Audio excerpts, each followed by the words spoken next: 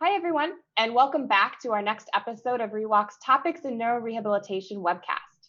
Today's episode will be a bit of a different format. We're going to be hearing directly from some of our successful Rewalkers to hear more about some of the things that helped them to transition successfully from working in the clinic to actually walking at home and in their community. And to our viewers, we'd love to hear from you as well. So if you are a certified Rewalk trainer, tell us about some of the key elements that you like to integrate into your training plans to help ensure successful transitions of your patients into the home environment. And now let's hear from some of the Rewalkers. Our first guest is Lucy Dodd. Hi, thanks for having me. Lucy, can you just tell our viewers a little bit about yourself and how long you've been a Rewalker and how you came to find out about the technology? So I'm a fairly new Rewalker. I have had a spinal cord injury since the age of 19. It was something that I was born with, and it just didn't manifest itself until that time. So since the age of 19, I have been in a wheelchair on a permanent basis. I came to find out about the Rewalk probably not that long ago, perhaps a couple of years, maybe slightly longer. So tell me a bit more about how you use it now. How often do you end up using your Rewalk? I try to use it as often as I can. Initially, I started using it probably about 3 times a week. Obviously, there's a global pandemic at the moment, so that's kind of put pay to things a bit. But just really for me at the moment, just making sure that I can use the device a number of times a week just to reap the benefits from it, because for me there are lots of benefits for my health really in using it, and any opportunity that I can get to use it is really beneficial for me. So can you elaborate on that? What are some of the benefits of your health that you've seen related to the Rewalk? I think for me personally, the biggest thing that I noticed from the first time that I used it was in terms of my circulation.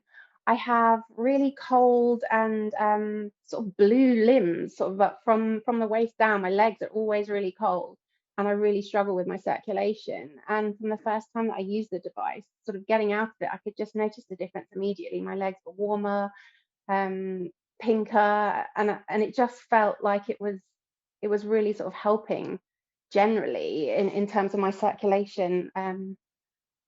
And I think as well, a big problem I suffer with is gastroparesis. That's as a result of my spinal cord injury. It's a sort of secondary medical complication. This device helps massively with my digestion. I struggle with problems in terms of that when I'm sat down all the time. And so to be able to stand up and walk and get your circulation going, for me, those are the two particular main benefits. But bladder and bowel function as well is definitely noticing that improves. And the more opportunity you get to use it, obviously, I think that's when you're going to see the benefit. Great.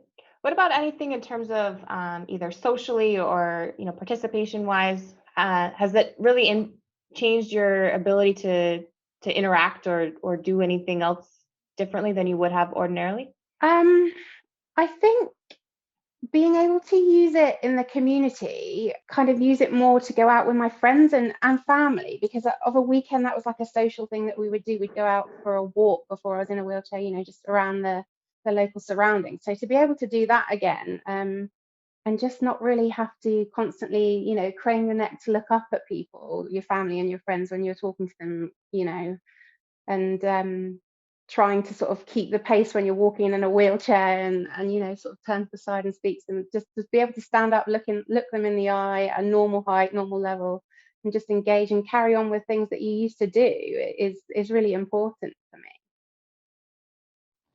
Great. Since you're a newer Rewalker, I think what I'd really like to do is focus a bit more on that transition from going from the clinic to actually being able to be successful in the home.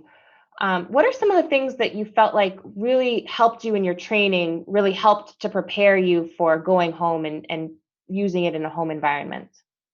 I think the key for me was trying to get as much practice as possible. The more opportunity you had to use the device and practice scenarios that you think you might encounter in your home environment. So things for me like walking through doorways, learning to turn the device in sort of short, narrow spaces, and encountering terrain outside as well, focusing very much once you felt a little bit more confident indoors about kind of walking outdoors and adjusting yourself to different cameras and things like that.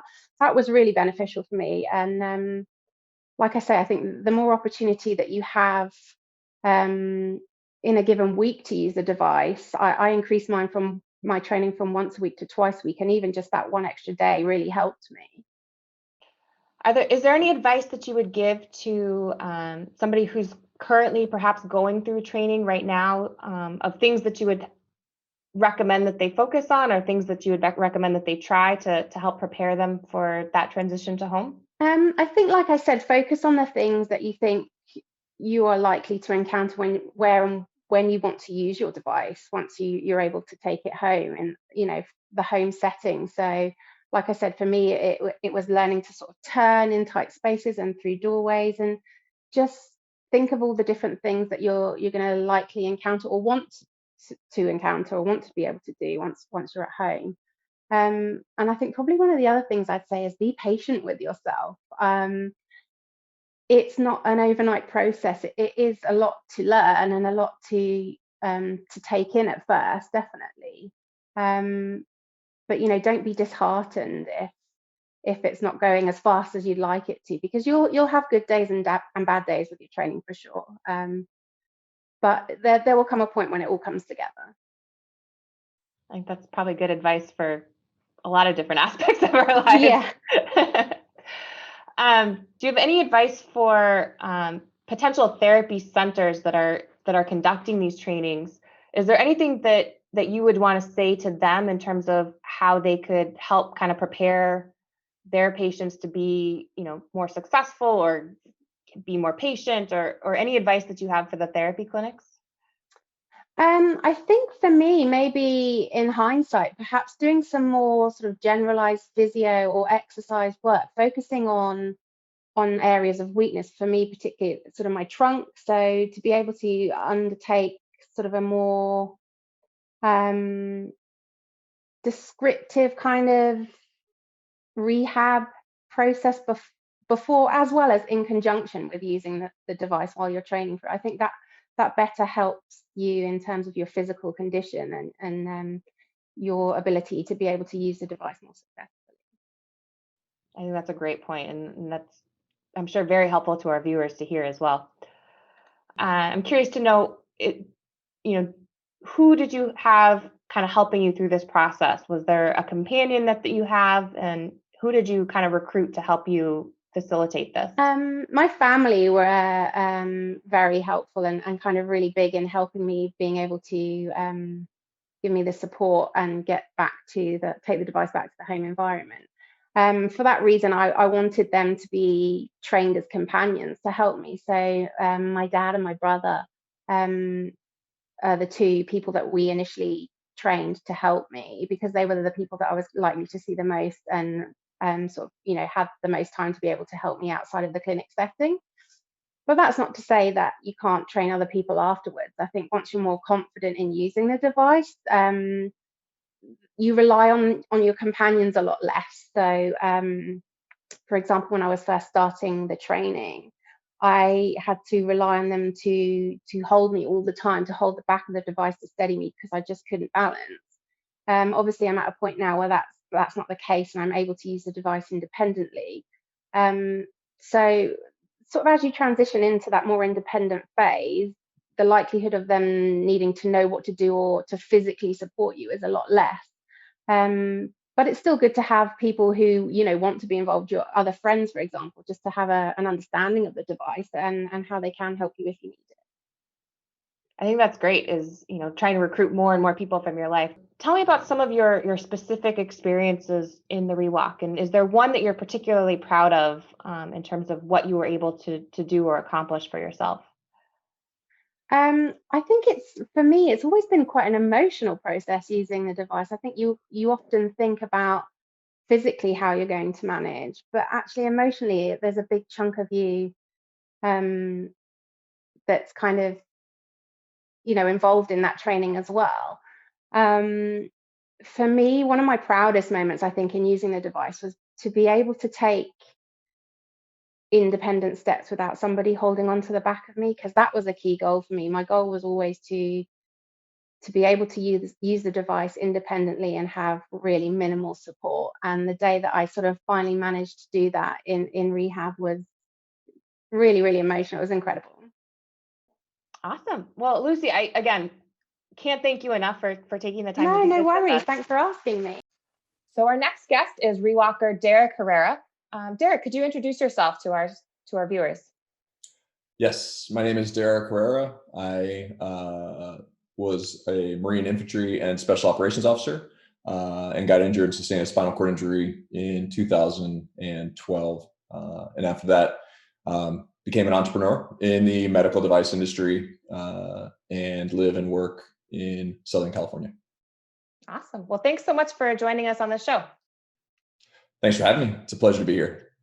Derek, can you tell us how long have you been a Rewalker? I have been using the Rewalk since 2013. So I was very fortunate to become part of the community after I'd gotten injured. And it was actually before FDA clearance even, because we're able to meet the criteria for a clinical site. So I was able to use it as part of the ongoing clinical studies before FDA clearance. And then the day that they had gotten FDA clearance, I was actually I think I was actually the first American to own a personal exoskeleton. So I've been using that since that day. Can you tell me a little bit about where you did your Rewalk training? Yes, I did the Rewalk training in Camp Pendleton, California, with one of the trainers, Jake Herrera, who at that time had come out to work with our physical therapist and myself here in Southern California. Can you tell us a little bit about when you first got your Rewalk and started to use it in the home? What was that experience like for you? Taking it home was a much more liberating and independent experience for me, because I was able to use the device anytime I wanted to. So as long as my wife was around to help support me and ensure that I was able to use the device safely, I could use it at night, during the day, in social settings, on the weekends. I wasn't limited of when and how I wanted to be able to stand and walk. That's awesome. And I think, looking into that, now that you've been using it in all of those different situations, what are some of the either physical health related benefits that you've experienced, or even just social benefits from Rewalk since you've been using it in the home? Using the Rewalk has provided me with a variety of physical and emotional benefits. Physically, the things that I typically experience are increased circulation, increased muscle mass. I've been told by my clinicians that I've maintained bone density, which is very important for people with these types of injuries. Decreased spasticity, and then also a little bit of endurance, because it's exercise, right? It's therapy for your body. And so those are a variety of the physical benefits that I've experienced, as well as improvements and decrease in bowel time as well. So for bowel conditions and people who are on those types of programs, it's a definite, absolutely, I can tell you hands down that it is a direct impact on your bowel routine in a positive way for decreased, times. And then emotionally, it's as important or more important for me as well, because I have the freedom and independence to be able to do things that I never thought were possible before, like standing and walking around my neighborhood, or using this device like I did when I retired from the military, and being able to do that ceremony without using a wheelchair. Those sorts of things. And that event in particular, actually, I think changed my life. Psychologically changed the outlook of the way I approach so many different things in life, and inspired me to pursue the career that I'm in now as an entrepreneur in the medical device industry, trying to make change similar to the way that Rewalk has changed my life.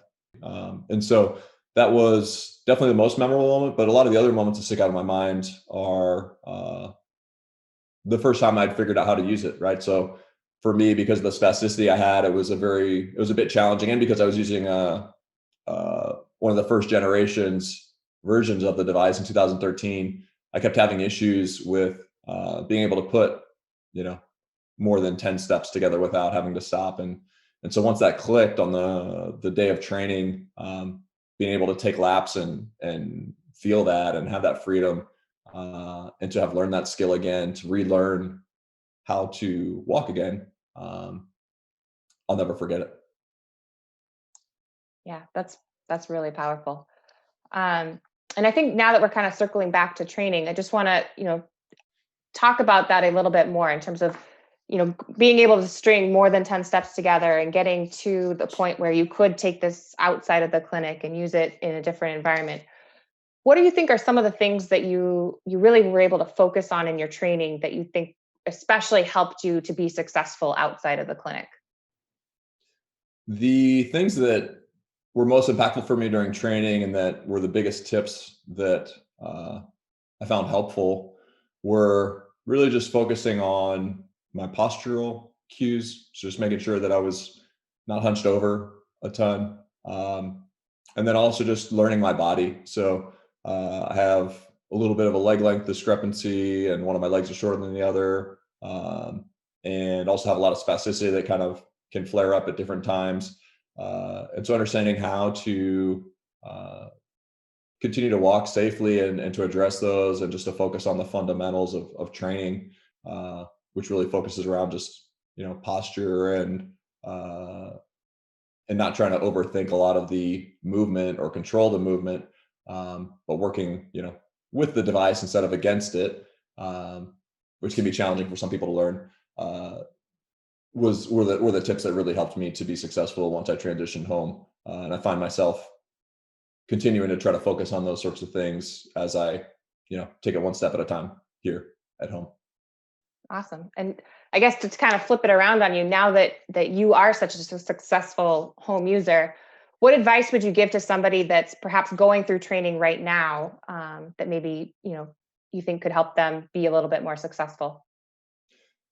To be successful in training, I think the most important thing is just to have the right mindset, keep a positive attitude, and just understand it'll take a little bit of time to learn. But then once you do, it provides such independence and freedom on the back end that it's well worth it. And so, having an active role and being consistent and being positive about it, because that's the way to be successful, is just to continue to move forward and to not get discouraged easily, and just keep pushing forward to learn the techniques and things that will make you successful at home. Yeah, I think that's a really common theme that we've heard from a lot of our rewalkers, is just being patient with yourself and being kind to yourself, and knowing that everybody kind of learns at their own speed, and that's totally fine. Yeah. Awesome. Derek, thank you so much. We appreciate it. Oh, no, thank you. Our next guest up here is Jack Larson. Jack, it's great to talk with you today. Hi, thanks for having me. My name is Jack, and I'm very active with playing basketball and softball, and I enjoy using my Rewalk and making YouTube videos. Yeah, I've been a Rewalker since 2015 with my first trial, and then in 2016, I got to use my own device for the first time. It was a great experience having my brother be my partner with me in the training process, so it made it a lot smoother, and yeah. And actually, let's talk about that a little bit. So you have both your brother and your father trained as companions, is that right? Yep. So my brother was with me when I was at Gillette Children's doing all of my training, learning how to stand, how to sit, how to do a graceful collapse, opening and closing doors, all of those key elements in knowing how to use your exoskeleton. And then after my training, I came home, and my brother was still my primary partner with that. And then my brother got married and now has kids. So my dad is my main go-to walker guy. So yeah. What advice would you have for anybody who is perhaps undergoing training right now? What would you look for in a companion? What would you recommend? Their companion should be someone that they know pretty well, or someone that they trust, someone that is very alert, and someone that you can have a good conversation with, someone that's just reliable, and maybe someone too that lives close by or is a family member, because then whenever you're feeling in the mood to walk, they're right there and you can kind of go whenever you want. Awesome. I guess to flip that around then, any advice that you have for somebody that's a companion of things that they can do to really help support their Rewalker? Yeah, just being patient and being very positive.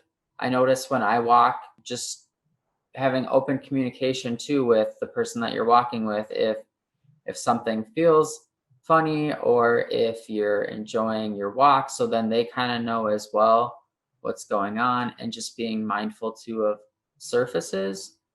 The cool thing that my brother would do is he would spot leaves in front of me, and he would just kind of quickly move some of the brush to the side, so then I wouldn't have to worry about walking over it.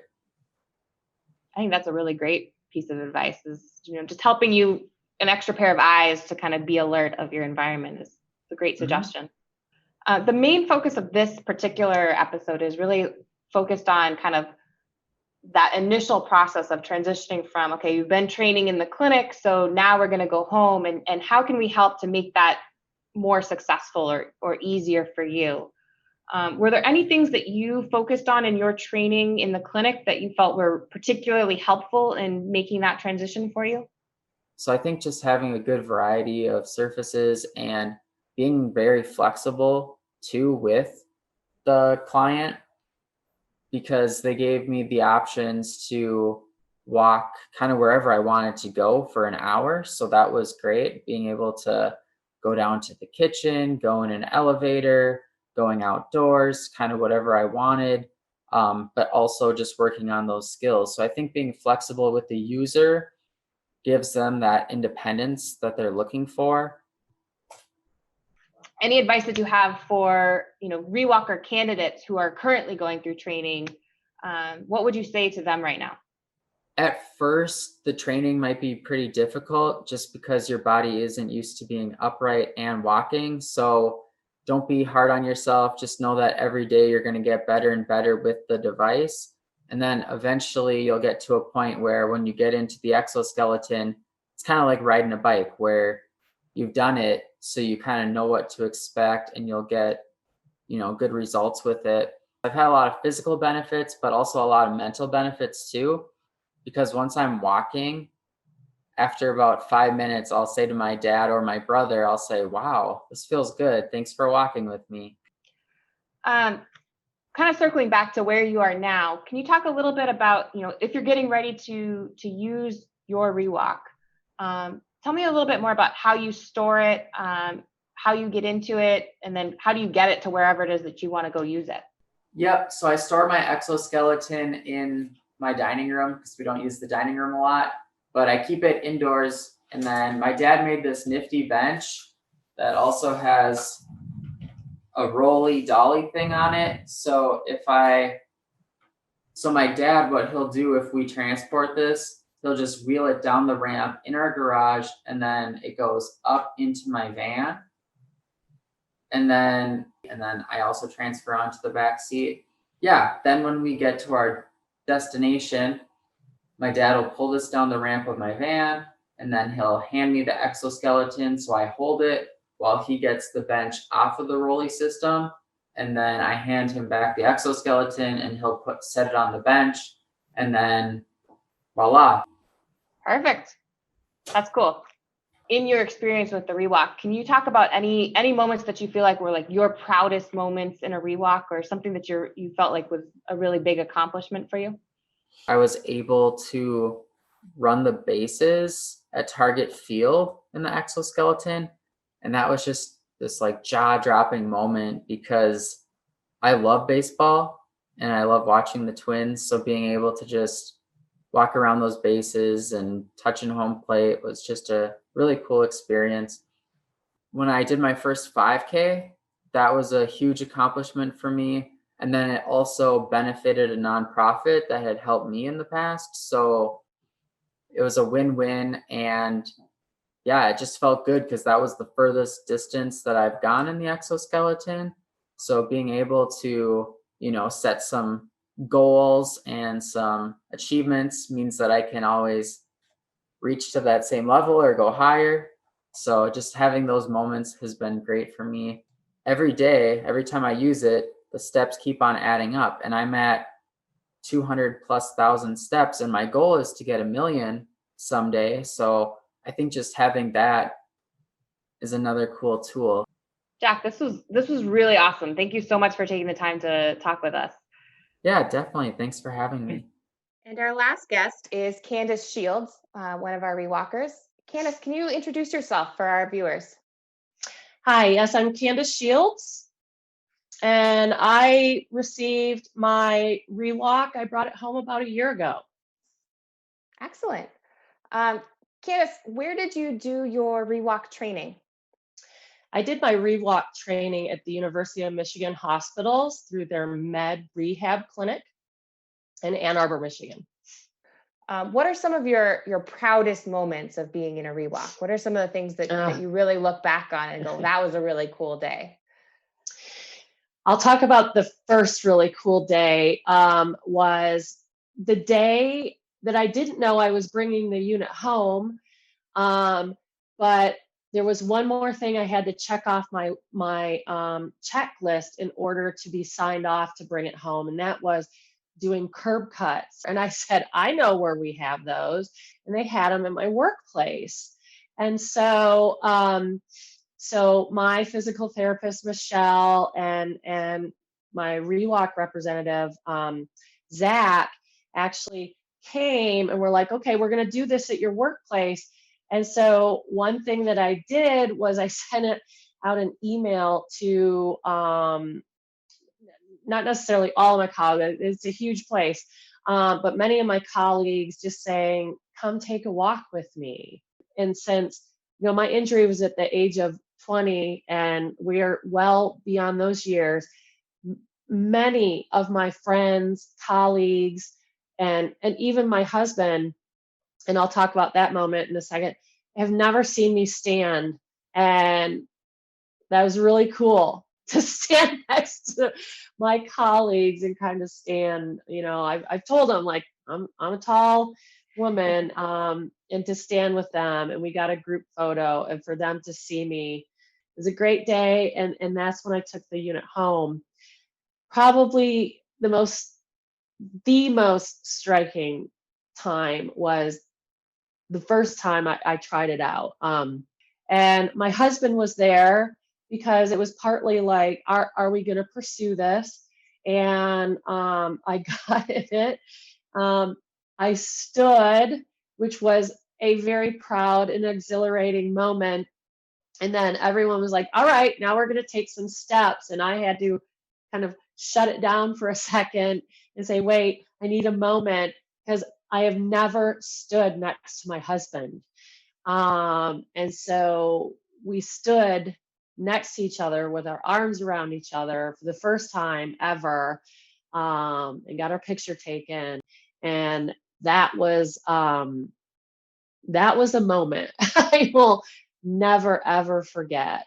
So let's talk a little bit more about that transition, and you know, what are some of the things that you feel like either you worked on in therapy that really helped you once you got home, or what are some things on the flip side that potentially you wish you had spent more time working on in therapy to help you prepare for that transition? Yeah. In general, I feel I was so well prepared to take my unit home. I was coming to therapy 2 to 3 nights a week for an hour long time. And usually by the time I could get into the unit and get up and walking, we could get in a 20, a 30, and then working up to even a 40-minute endurance type walk. And the actual physical location of where I was training was such that there were a lot of obstacles just to get around the clinic.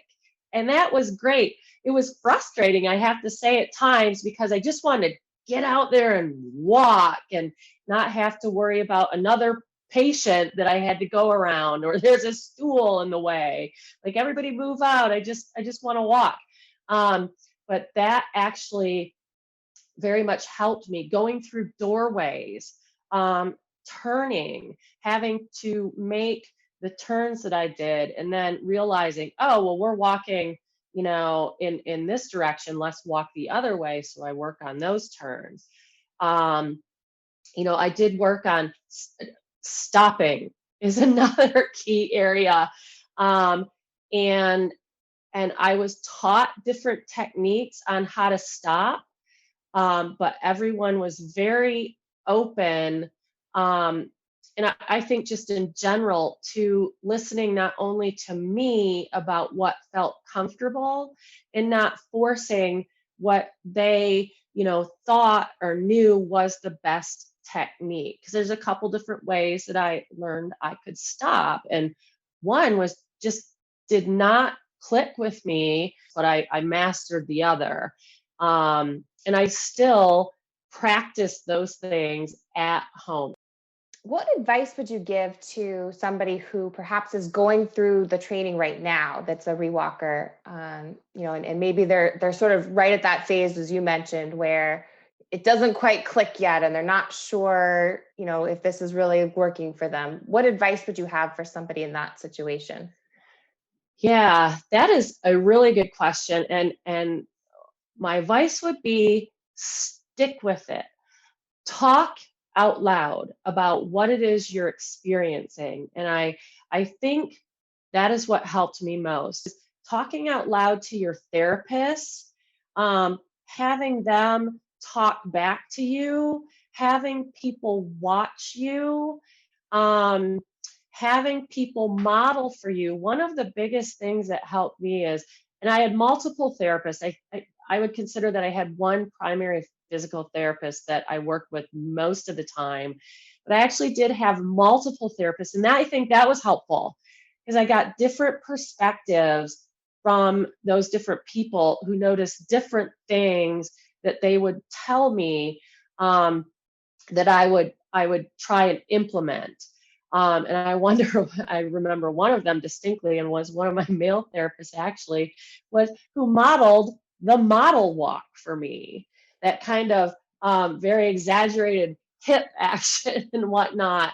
And for me, that imagery was key. So I took all of these different things from different people, but also sharing with them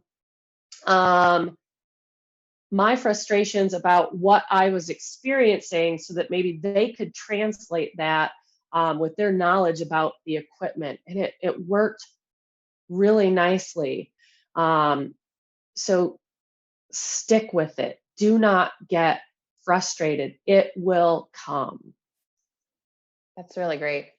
Do you think that moment where you kind of realized that you were on board and you got it, do you think that was any specific one thing that you were working on or training or mastered, or do you think it was just an accumulation over time of all the experiences before it?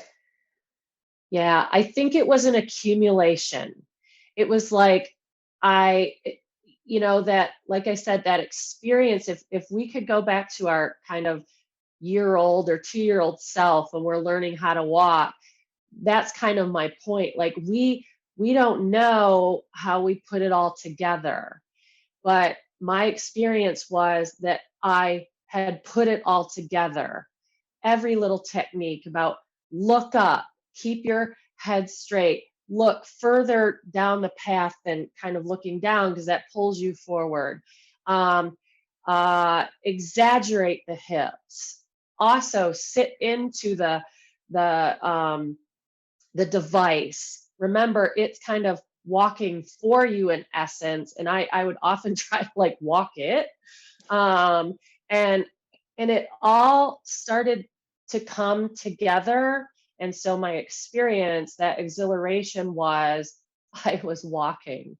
I'm walking, I'm doing this. My reliance on the crutches seemed lighter.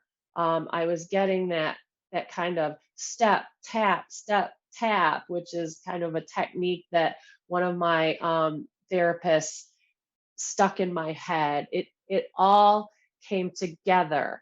And was it just free flowing from there? No, but it had clicked and I knew it had clicked. So I knew what it felt like. So then the next time I got in it, I aspired for that feeling and that click again. And those experiences of it clicking became like longer and more frequent. Well, what would you say to somebody who is potentially considering, trialing a Rewalk, but is kind of on the fence about whether or not they should go in for their trial? What advice would you give to that individual? Just do it. To steal, a phraseology from many people, I guess, do it. What I would say is get in that machine, try it out. Is it scary? Yeah, you have to put a lot of trust in a mechanical machine and some people, but these people are knowledgeable. They know what they're doing. So get in it, stand up, and take your first steps, and then move on from there. Just do it. Yeah. Awesome. And we can't thank you enough for taking the time to do this with us. I think you've had a particularly powerful experience with the Rewalk, and especially I think your cadence of how it was kind of a struggle and then it all of a sudden just clicked, I think is something that a lot of people need to hear. So I hope what I said is helpful to whomever the audience is. I've just had a very good experience with it, and I can't say enough. All right. Well, thanks again to all of our Rewalkers who participated in this episode. You are all such great resources of experience, and I'm so glad that we were able to share a bit of that with our audience. And to our viewers, we hope that you've been finding these talks educational and interesting. If you liked this episode and you want to connect with other Rewalkers about their experiences, be sure to also check out the Rewalker community group on Facebook, or check out some of the links in the video description below. And don't forget to like and subscribe to this video using the buttons below if you want to see more talks like this one. See you next episode.